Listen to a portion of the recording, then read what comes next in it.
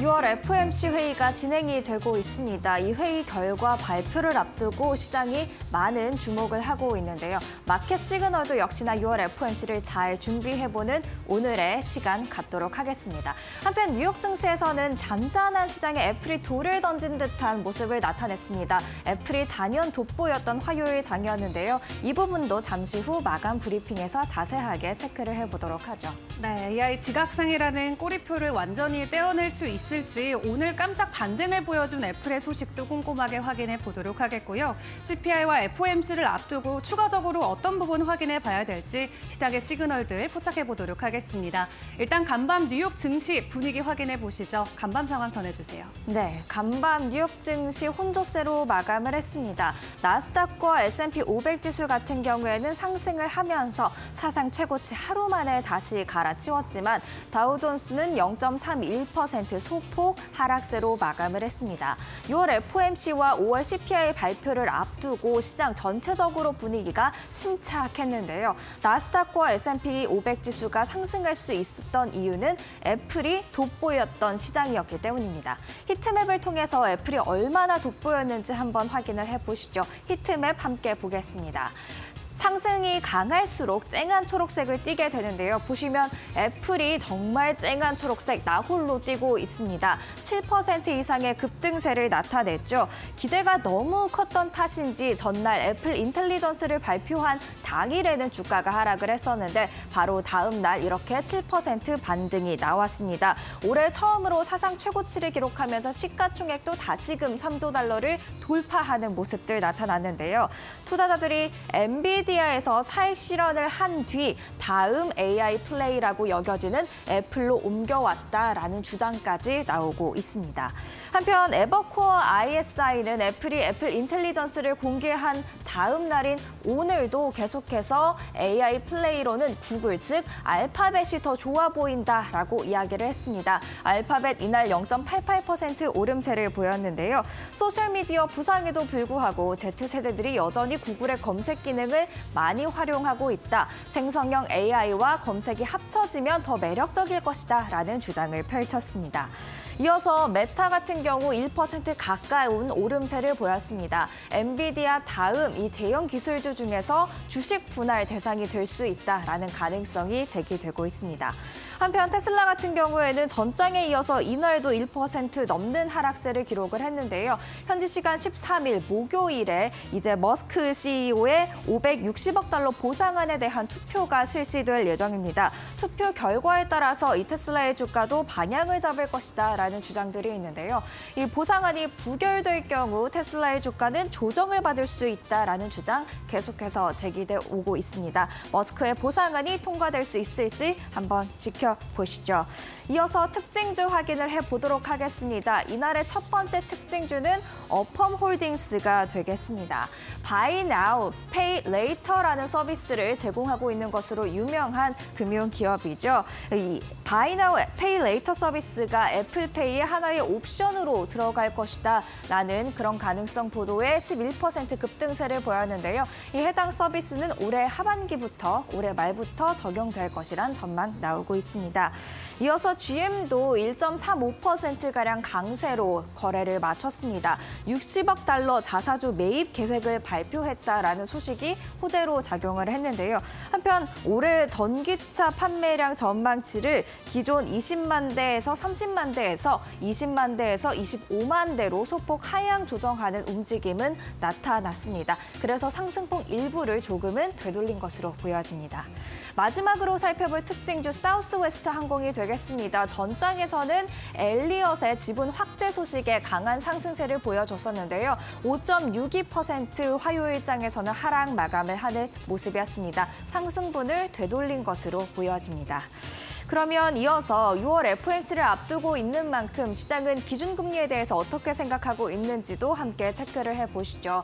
6월 FOMC를 앞두고 시장의 생각은 어떨까요? 일단 6월 FOMC, 7월 FOMC에서는 5.25에서 5.5%로 기준금리가 동결될 것이다 라는 가능성 가장 우세합니다. 문제는 9월입니다. 9월 FOMC에서 기준금리가 동결될 것이다 라는 가능성 47.4% 2.5%로 우세하긴 하지만 지금 다시 살짝 기울었습니다. 첫 번째 인하가 9월에 나올 수도 있다라는 가능성이 살짝 더 우세해진 상황인데요. 이 가능성이 점도표를 확인한 이후에도 유지가 될 수 있을지 체크를 해보시는 게 좋을 것 같습니다. 한편 UBS는 연준이 1회 인상을 전망하면 그 시점은 올해 말일 것이다라는 주장을 제기했고요. 골드만삭스는 2회 인하를 예상하고 있고 그 첫 인하는 시장과 같이 9월로 예상하고 있다라는 결과를 발표했습니다. 뱅크 오브 아메리카는 연내 1회 인하를 예상하고 있고요. 시티는 점도표가 2회 인하를 시사할 것 같은데 최대 3회까지도 가능하다고 본다라는 입장을 밝혔습니다.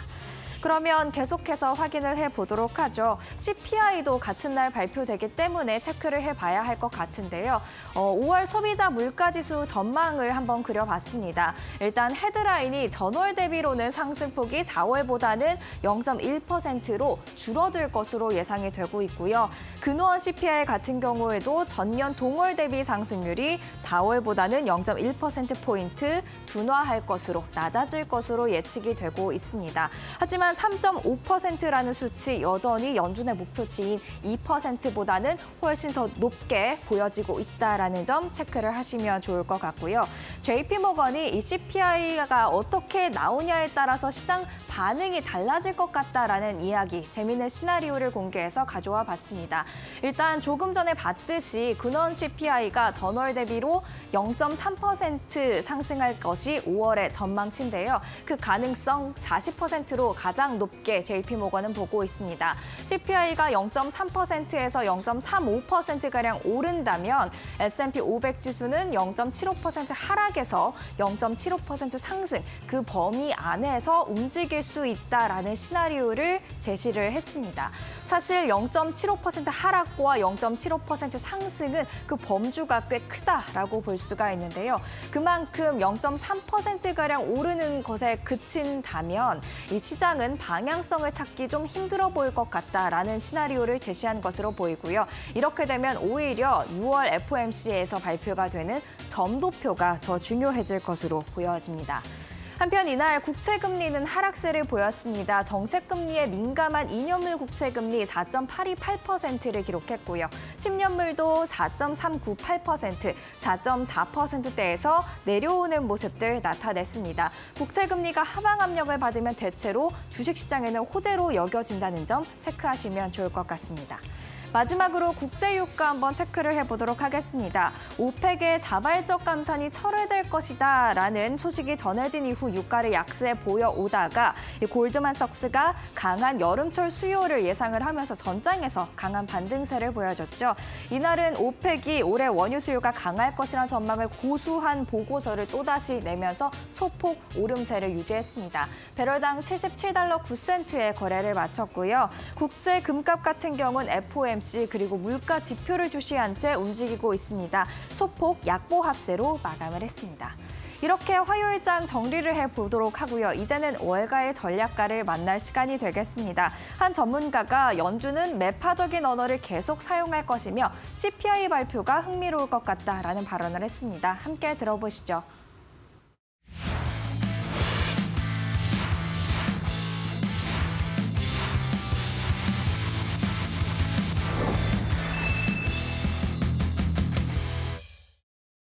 I think the Fed will hold pat.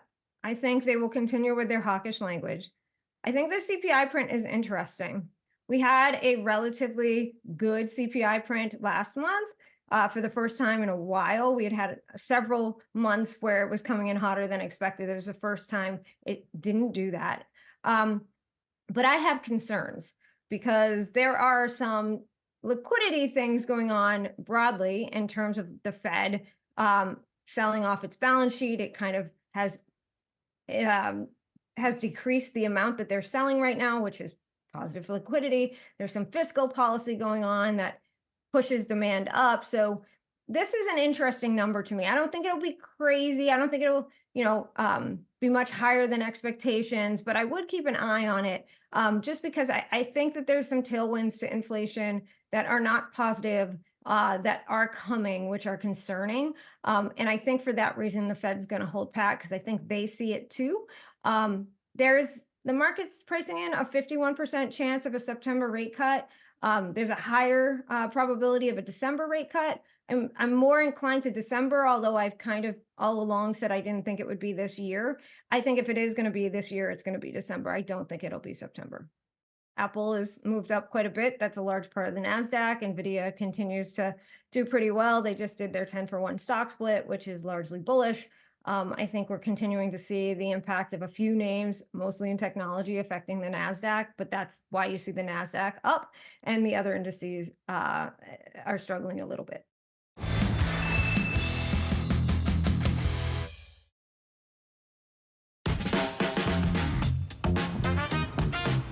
네, 간밤 있었던 주요 외신 헤드라인 함께 확인해보는 머스노 5 시간입니다.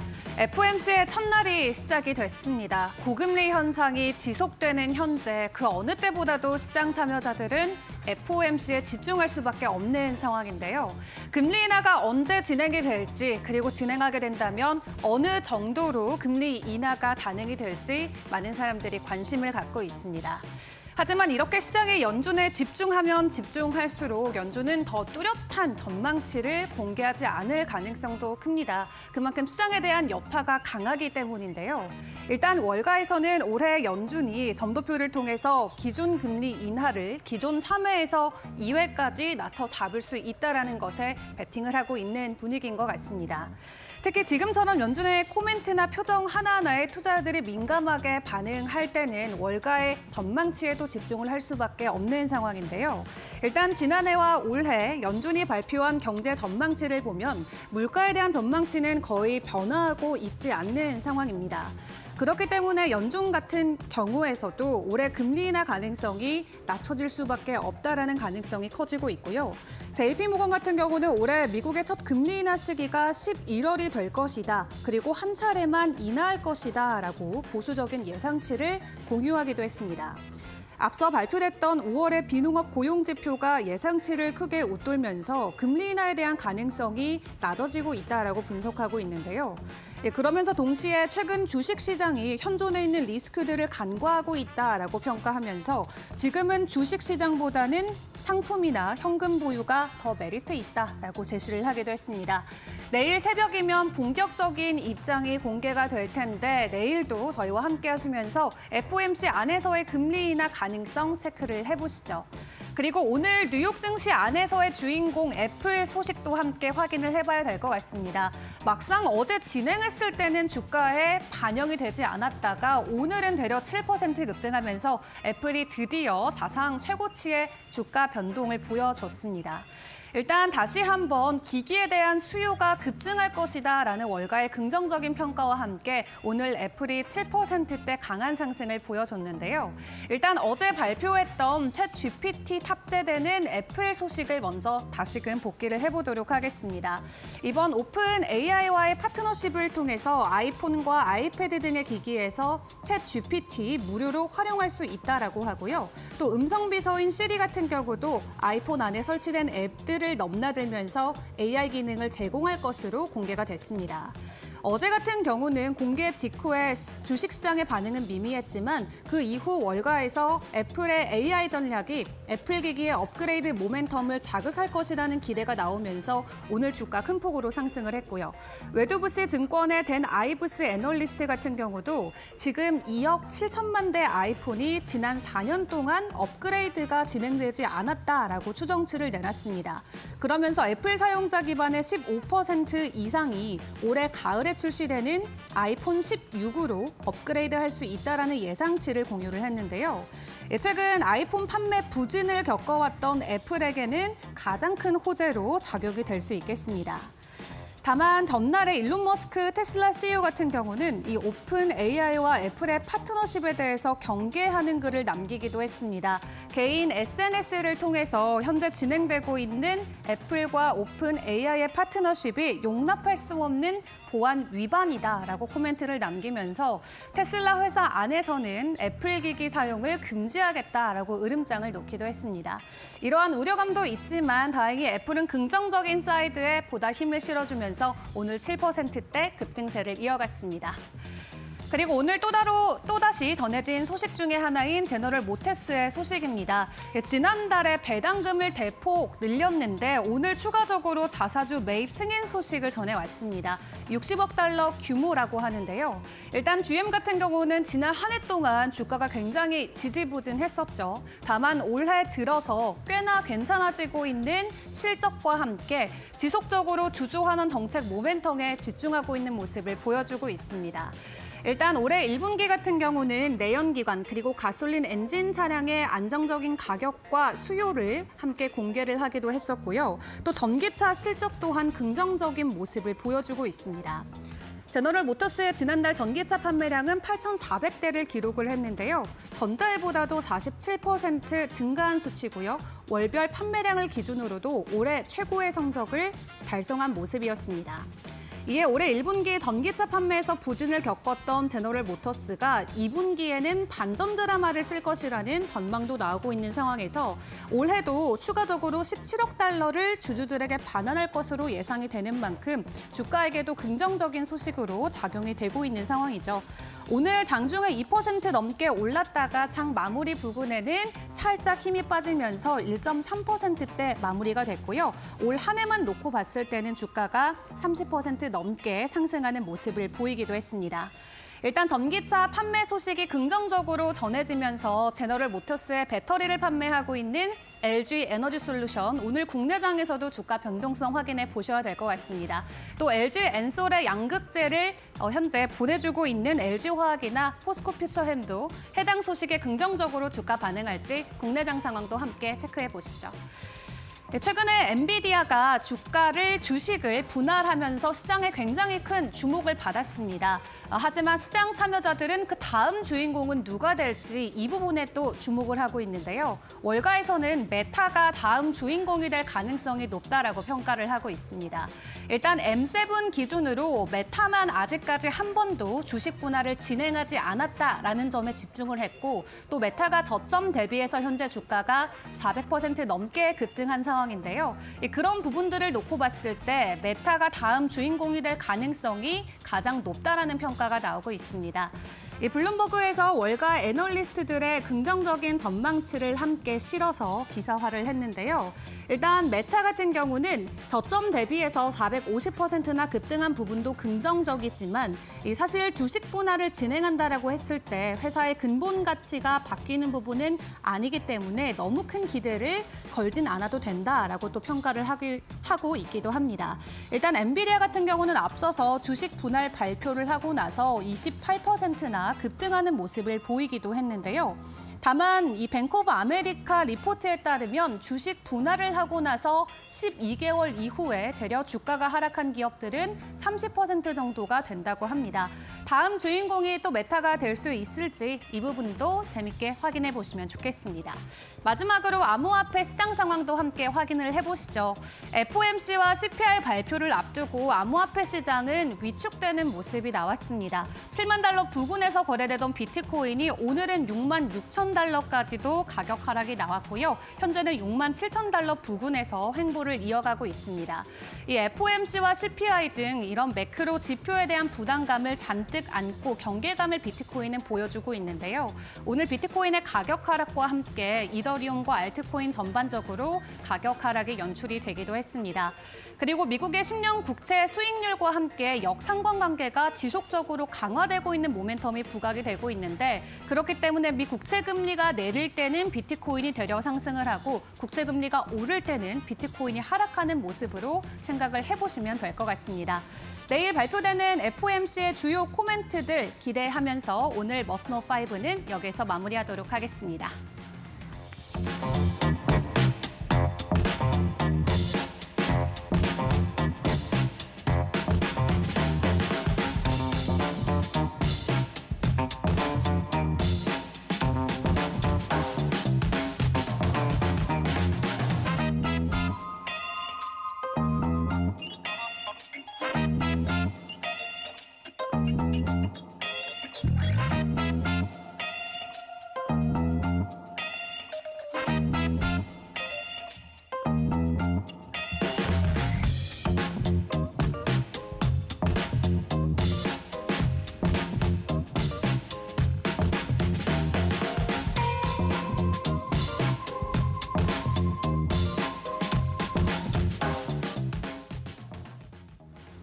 6월 FOMC와 5월 CPI 발표를 앞두고 있는 이 중요한 시점에 전문가와 함께 화요일장도 점검을 해보도록 하겠습니다. 오늘은 김덕호 주식회사 플래처 대표와 전화 연결해보겠습니다. 대표님 안녕하세요.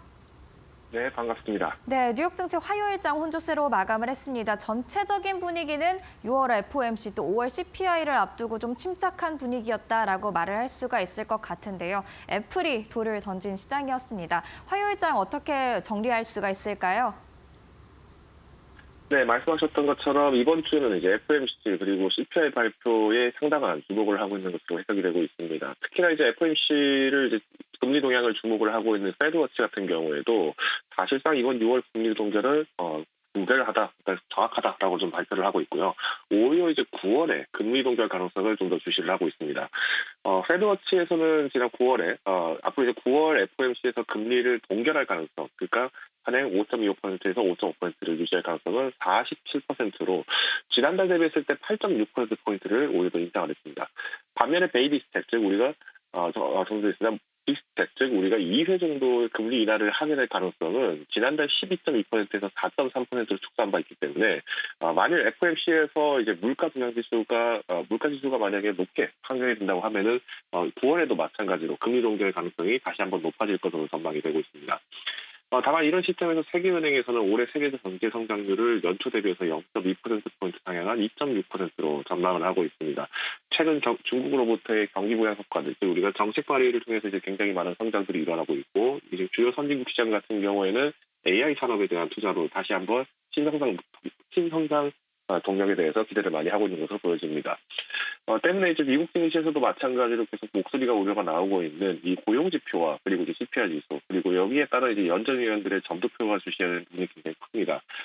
지난 3월 같은 경우에도 그러니까 연초의 FOMC에서 이제 앞으로 올해까지는 총 2회 가까이 금리 인하할 가능성이 굉장히 높다라고 하는 의원들이 과반 이상이었는데 최근에 이제 실업률 자체가 탄탄하게 유지가 되고 있는 만큼 단기간에 금리 인하 가능성을 제시하지는 않을 것으로 보여집니다. 특히나 이제 영국 같은 경우에도 실업률이 4.4%에 도달하고 있는 상황에도 불구하고 영란은행 측에서도 금리 인하 가능성을 조금 더 축소하고 있는 상황이기 때문에 특히 이제 앞으로 이제 미국 증시 그리고 이제 국내 증시에 투자를 하시는 분들 같은 경우에는 내일 새벽에 발표가 되는 이 FOMC의 결과와 CPI 지수를 반드시 주목하셔야 될 것 같습니다. 파월 연준 의장의 입에서도 매파적인 발언이 나오는지 또 비둘기파적인 발언이 나오는지 예의주시할 필요가 있을 것 같습니다. 또 미국 증시에 주목할 이슈로는 애플 꼽아볼 수 있을 것 같고요. 또 GM도 60억 달러 규모의 자사주 매입 계획을 승인했습니다. 국내 증시에도 이 두 소식이 영향을 미칠 수 있을까요? 네, 우선 애플 같은 경우에는 전날 이제 관련주들이 좀 급락을 하는 형상들이 나타났습니다. 특히나 이제 오픈 AI가 사실상 WWDC의 주인공으로 등판하게 되면서 이제 자체 AI 개발에 대한 부분들 지적의 목소리가 많이 나왔는데 애플 같은 경우에는 여기에 이제 대응하는 전략으로서 이제 애플 인텔리전스를 사용할 수 있는 기종을 일부 기종으로 제한하는 방식을 제안한 것 같습니다. 즉 아이폰 16을 비롯해서 이제 최신 기종인 아이폰 15까지 애플 인텔리전스를 사용할 수 있도록 제한을 하다 보니까 현재 아이폰 15 같은 경우에는 전체 아이폰의 5% 정도 비중을 차지하고 있습니다. 즉 앞으로 이제 생성 AI 부분에서의 시장을 활용하기 위해서는 현재 유지가 되고 있는 95%의 아이폰들의 교체가 기대가 된다는 부분에서 모건 스탠리를 비롯한 많은 투자은행들이 목표가를 상향을 하고 있습니다. 두 번째 이슈는 이제 GM입니다. 최근에 이제 60억 불 오늘 이제 60억 불 신규 자사주 매입 계획을 승인을 한 바 있는데 GM 같은 경우에는 작년 11월, 그러니까 전미 자동차 노조와 함께 노동협약을 새로 체결한 이후에 100억 불 규모의 자사주 매입 계획을 발표한 바 있었습니다. 지난 1분기 같은 경우에는 배당금을 9센트에서 12센트로 인상한 데 이어서 새로운 또 자사주 매입 계획을 발표한 바 있기 때문에 아무래도 이제 자동차 시장에 대한 부분에 긍정적인 사업성을 주목을 하고 있는 것 같습니다.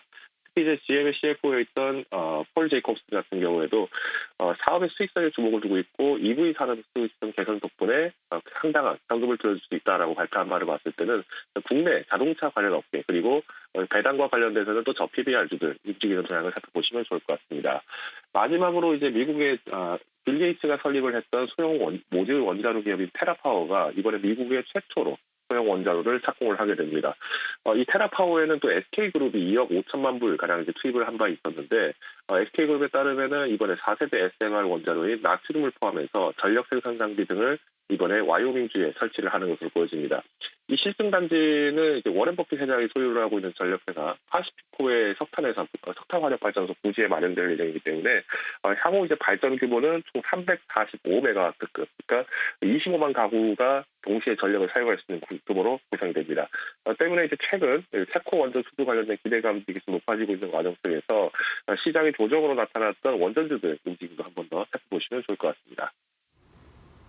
네, 오늘 국내 증시에서는 애플 관련주 그리고 자동차 원전 섹터 한번 주목해 보시면 좋을 것 같습니다. 지금까지 김덕호 주식회사 플래처 대표와 전화 연결 통해서 뉴욕 증시 점검해 봤습니다. 말씀 감사합니다.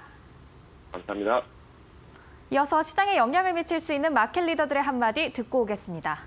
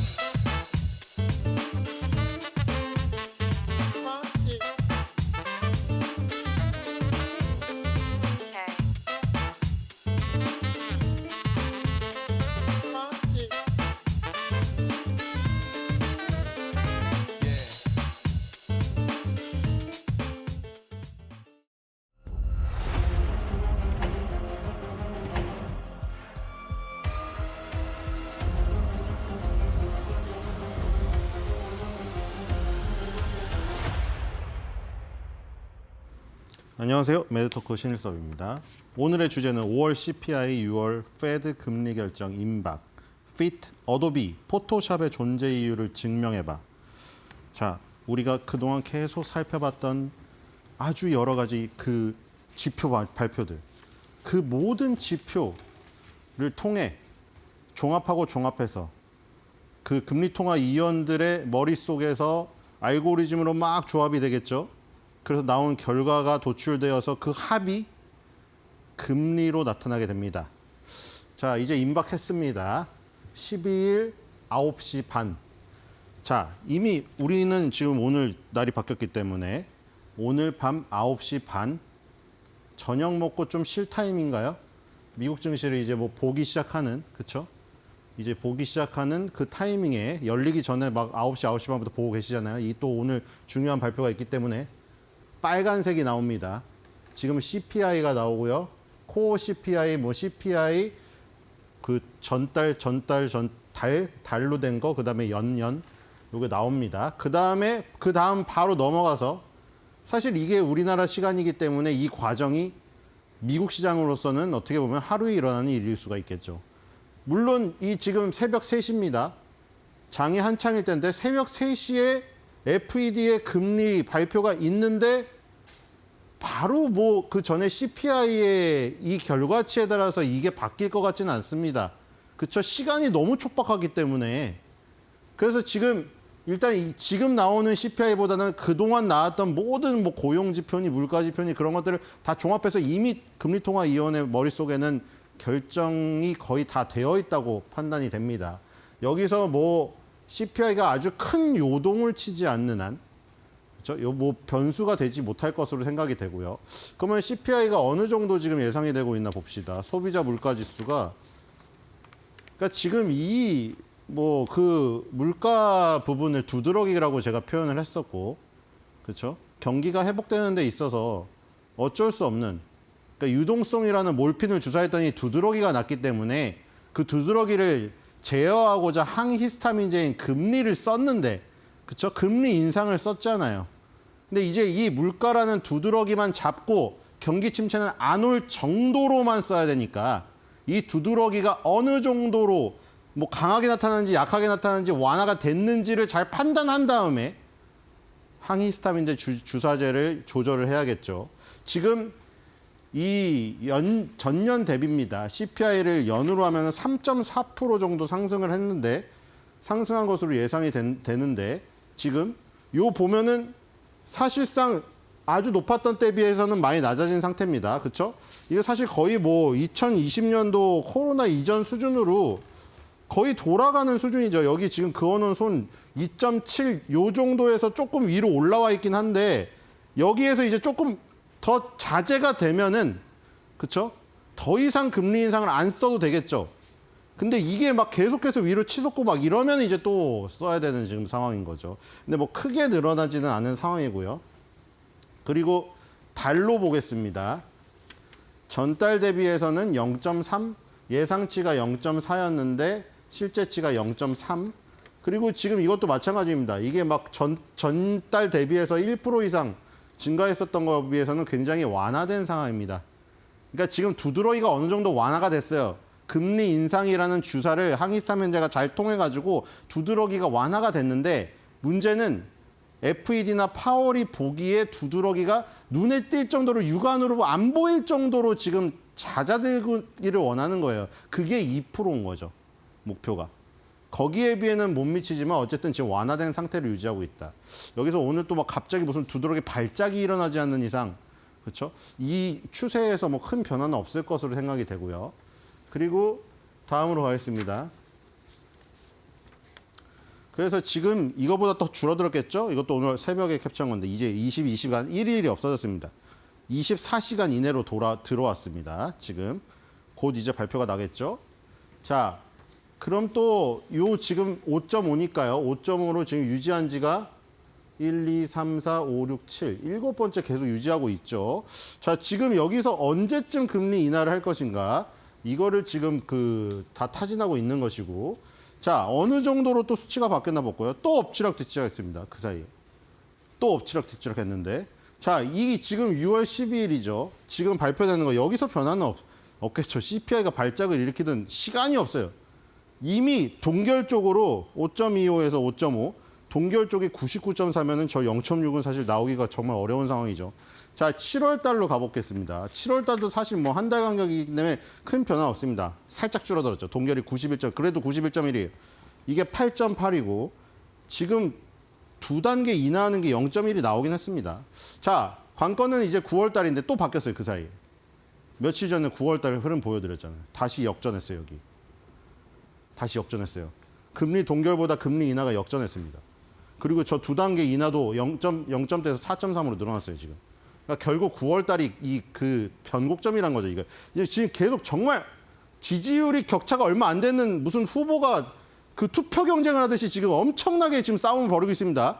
지금 오늘 6월 10일 금리 결정의 어떤 그 스탠스에 따라서 그러니까 결정하고 또 그 나올 거 아닙니까? 향후 전망이. 유럽에서는 내리긴 했는데 향후 전망을 완화를 계속 한다고 안 했어요. 그렇죠? 그런 식으로 만약에 나온다고 하면은 요게 또 바뀔 수가 있겠죠. 뭐 예를 들어 오늘 막 정말 극단적으로 금리 인하가 나왔어요. 나왔는데 그런 금리 인하에 대한 기대감이 또 있을 거 아닙니까? 근데 앞으로는 금리 인하를 하긴 했지만 조심스럽게 했다. 이래버리면 또 모르는 거죠. 그리고 금리 동결을 해버리면은 또 그냥 박빙으로 갈 것 같고요. 자, 이걸 계속 지켜볼 필요가 있을 것 같습니다. 자, 다음으로 넘어가겠습니다. 자, 어도비의 실적이 목요일 장후에 발표가 됩니다. 자, 어도비는 우리 포토샵으로 유명한 회사죠. 자, 2023년도 1분기 한번 보겠습니다. 2024년도 1분기, 2023년도 1분기, 2023년도 1분기 전년 동기 대비해서 매출액이 11% 증가했습니다. 5.18 빌리언 달러가 나왔고요. 레비뉴가 매출이죠. 그 다음에 순이익은 620 밀리언 달러. 근데 전년 동기 대비 마이너스 반토막 났네요. 자, 근데 왜 이게 있다고 했죠? 일회성 비용이 있다면 일시적으로 이렇게 나올 수가 있으니까. 그쵸? 어떤 큰 기업을 인수했던가. 아주 중요한, 그쵸? 아주 중요한 M&A에서 인수를 했던가. 아니면 스톡옵션을 대거 지급했던가. 그러면 사실 그건 일회성 비용이기 때문에 제하고 봐야 실제로 벌어들인 이익을 알 수가 있겠죠. 그렇기 때문에 판단은 뒤에 가서 해야 됩니다. 자, 어쨌든 주당 순이익이 났는데 그거를 환산해 보니까 주당 1.36달러가 나왔는데 역시 마이너스 50%입니다. 당연하죠. 여기서 뭐 조정을 안 했으니까 이거는. 근데 조정한 순이익에서 다 바뀝니다. 조정한 순이익을 봤더니 조정 안 한 순이익은 1.36달러인데 조정하면 4.48달러로 급증하죠. 그리고 전년 동기 대비 18% 증가했습니다. 그러니까 시장에서는 이걸 그냥 일시적으로 보는 겁니다. 일시적인 비용으로 지급됐지 그걸 제외하니까 조정 주당 순이익은 오히려 전년 동기 대비 증가를 했고 4.48 나왔네. 이렇게 되는 것이고요. 그다음에 여기 디지털 미디어라고 되어 있고 검은색은 디지털 익스피리언스라고 되어 있죠. 그냥 이 부분이 우리가 포토샵을 포함한 이게 보통 웹 디자이너 분들이 많이 쓰죠. 개발자분들이. 이거를 사실 이 클라우드 기반으로 사실 이 섹터를 나눠놨거든요. 여기 CEO의 메시지에 보면은 여기 크리에이티브 클라우드, 다큐멘트 클라우드, 그 다음에 익스피리언스 클라우드라고 되어 있습니다. 바로 이 크리에이티브 클라우드, 크리에이티브 창작자들이 구독료를 내고 쓰는 거예요. 포토샵 연간 구독료 내고 쓰시잖아요. 그게 크리에이트 클라우드 부분이고요.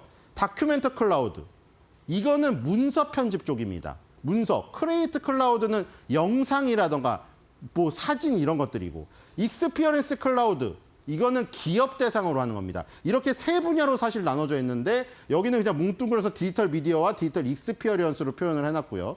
여기 뭐 지역별로 보면은 아메리카, 그렇죠? 아메리카 12%, 그리고 요쪽 지역, 이쪽 지역이 12% 또 올랐습니다. 이 아시아 쪽은 7% 정도밖에 안 올랐네요. 그리고 여기서 중요한 거는 이겁니다. ARR이라는 지표가 나오죠. 이 어도비도 마찬가지고 구독을 해서 하는 그 기업들의 지표에는 ARR이 나와요. 이게 뭐냐면 연간 반복 매출이거든요.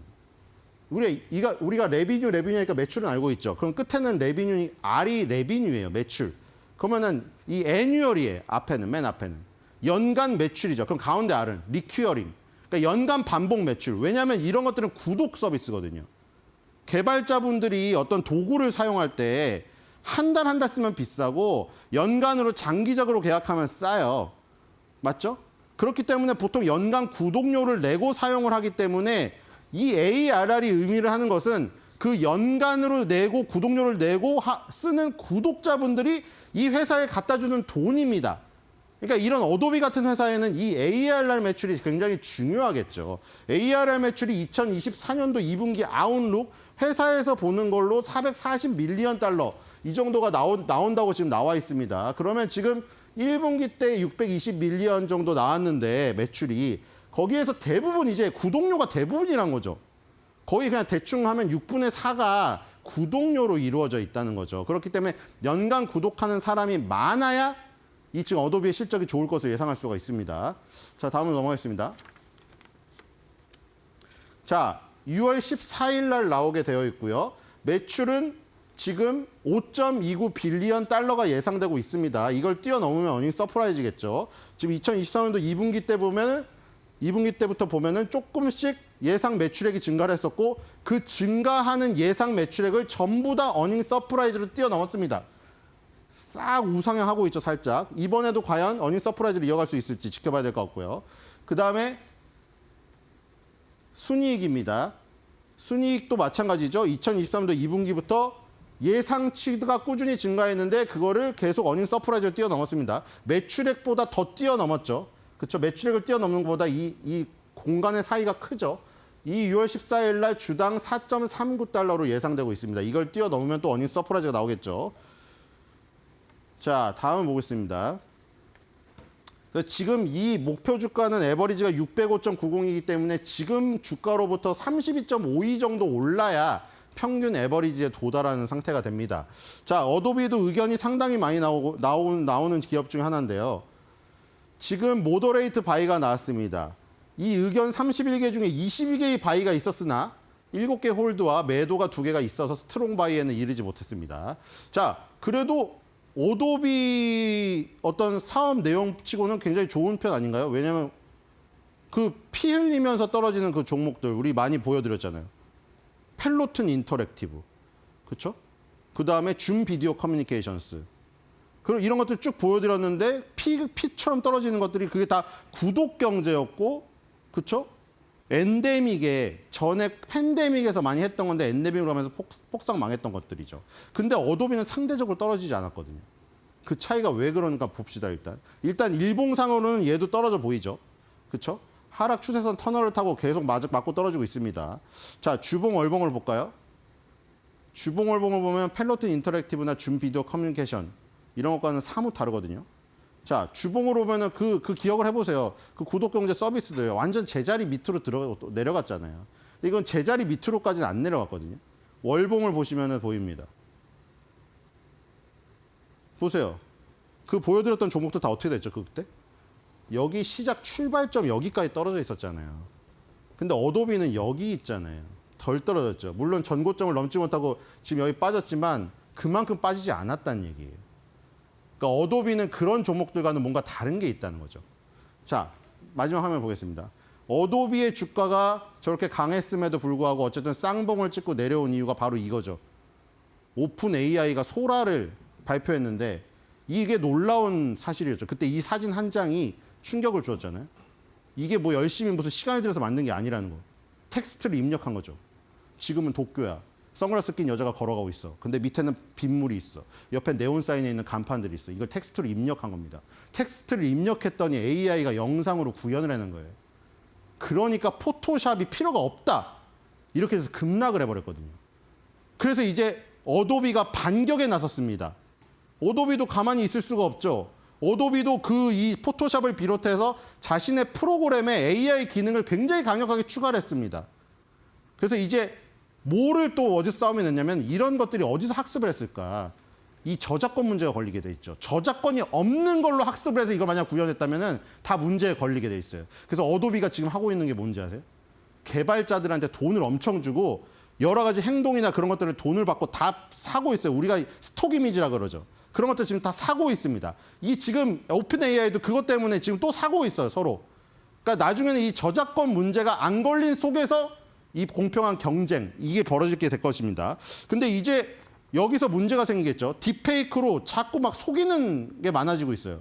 근데 그런 것으로 나가면 안 되고 그런 것으로 나가지 않고 우리가 좋은 것에서 경쟁을 한다고 했을 때 내가 나를 속이는 세상이 올 겁니다. 오늘의 한 줄 매도평은 내가 나를 속이는 세상, 그 세상의 주인공이 바로 승자.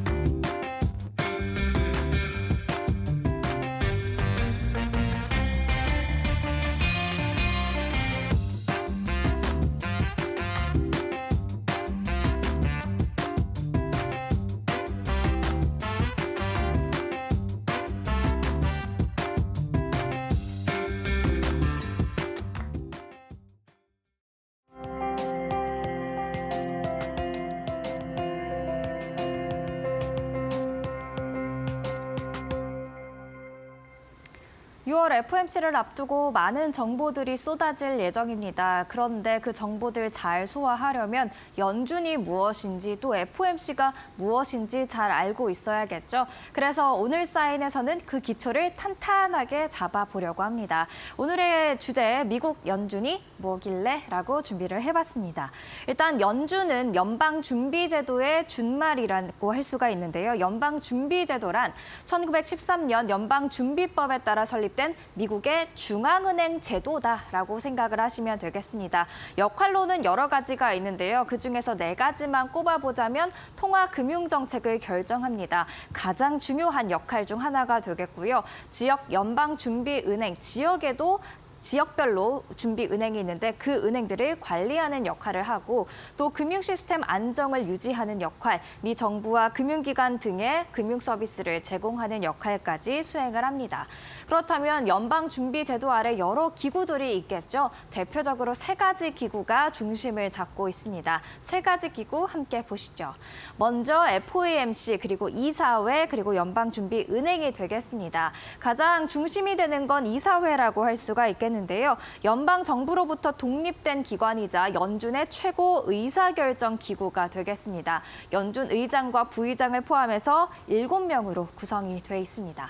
그리고 12개의 연방준비은행이 있습니다. 연방준비제도의 실질적인 팔이라고 할 수가 있겠습니다. 실행기구로 미국 12개구에 하나씩 설립이 돼 있습니다. 총 12개의 지역은행이 있다라고 생각을 하시면 되겠고요.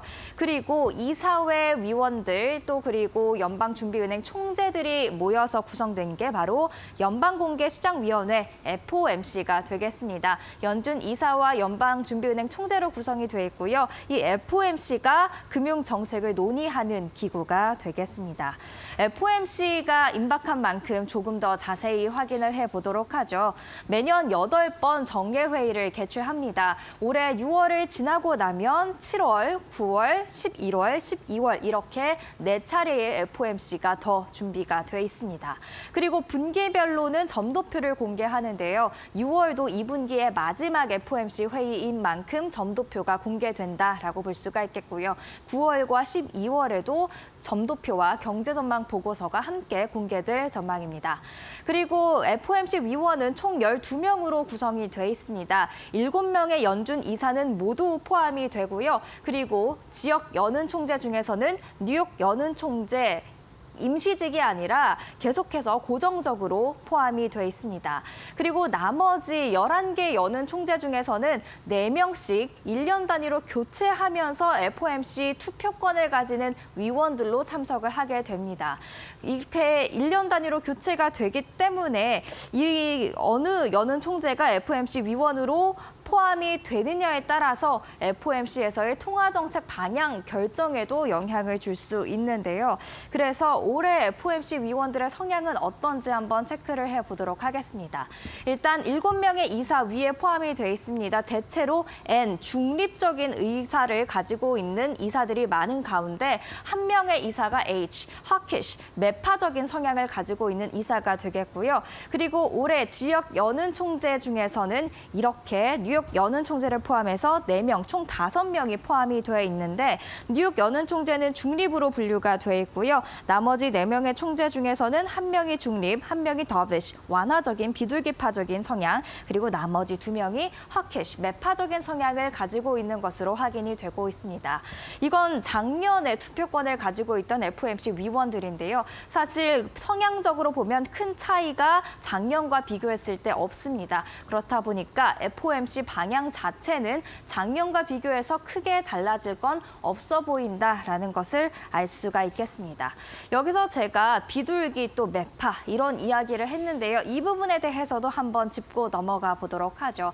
사실 이 단어 같은 경우에는 베트남 전쟁에서부터 시작이 됐다라고 합니다. 비둘기파 같은 경우에는 전쟁보다는 좀 대화, 좀 온건한 방법으로 해결을 하자라는 그런 뜻에서 사용이 됐다라고 하고요. 그리고 매는 발톱에서부터 알 수 있듯이 좀 강경론자, 힘으로써 계속해서 밀고 나가야 된다라는 의미를 뜻하는 그런 단어로 베트남 전쟁 때부터 사용이 됐다라고 하는데요. 지금 이렇게 통화정책 FOMC 위원들의 성향을 분류할 때도 비둘기파, 매파로 함께 분류가 되고 있습니다. 비둘기파 같은 경우에는 인플레이션에 그래도 어느 정도는 좀 완화적인 태도를 보이면서 완화적인 정책을 선호하는데요. 반면에 매파 같은 경우에는 금리 인상, 긴축 정책 이렇게 다소 강경한 정책을 선호한다라고 알려져 있습니다. 그렇다면 6월 FOMC 프리뷰도 한번 같이 해보도록 하죠. 일단 기준금리 결정보다는 위원들의 발언이 중요할 것으로 보여집니다. 그렇기 때문에 금리 결정 이후 3주 후에 공개되는 의사록이 중요할 것으로 보여집니다. 6월은 금리 동결이 거의 확실시되고 있기 때문이죠. 또한 그런 측면에서 점도표와 경제 전망 보고서를 예의주시해야 할 것으로 보이는데요. 기존 연내 3회에서 한두 차례로 인하 횟수가 감소할 것으로 전망된다라는 게 중론입니다. 그도 그럴 것이 연준이 목표로 하고 있는 물가 상승률 2%까지는 도달이 한참 멀었기 때문입니다. 다음 차트를 함께 보시면 알 수가 있는데요. 보시면 2% 기준점으로 해서 아직까지는 헤드라인 CPI나 근원 CPI 모두 높은 위치에 있다라는 것을 확인을 할 수 있습니다. 지난번 사인 때 한번 보여드렸는데 이 블룸버그 설문조사 결과 많은 경제학자들은 3개월 정도의 인플레이션이 둔화하고 있다라는 긍정적인 데이터가 나와야만 연준이 움직일 수 있을 것 같다라는 결과를 발표를 했었죠. 그런 움직임이 나타날지 5월 CPI도 한번 같이 확인해 보셔야겠습니다. 계속해서 6월 프리뷰 이어가 보자면요. 금리 인하의 이유에 대해서도 더 주목해야 할 것으로 보이는데요. 사실 인하한다고 무조건 시장이 반기진 않을 겁니다. 경제 악화로 인한 인하라면 시장은 달가워하지 않을 것으로 보입니다. 최근 연은 총재들의 발언도 한번 체크를 해보도록 하죠. 위에 있는 두 연은 총재들이 올해 투표권을 가지고 있는 총재들이 되겠는데요. 지금 보이는 경제 지표들 여전히 적절하다고 생각하지 않는다라는 코멘트 있고요. 고금리의 충격이 아직 다 온 것은 아니다라고 말하는 총재도 있었습니다. 한편 시장 같은 경우에는 기준금리 경로 첫 인하를 지금 9월 또는 11월 정도로 생각을 하고 있습니다. 패드워치를 통해서도 확인을 할 수가 있는데요. 사실 9월, 11월에서 계속해서 시장의 전망이 갈리고 있습니다. 이것은 CPI 물가 지표에 따라서 계속해서 바뀔 수 있는 만큼 참고를 하시면 좋을 것 같습니다. 미국의 기준금리는 팬데믹 때 정말 가파르게 올랐습니다. 그 속도 한번 보시면 정말 수직 상승이었다라는 것을 알 수가 있는데요. 과연 이번 6월 FOMC 이번에는 그 기준금리를 동결하더라도 점도표를 통해서 인하를 예상을 할지 체크를 해보셔야겠습니다. 지금까지 사인이었습니다.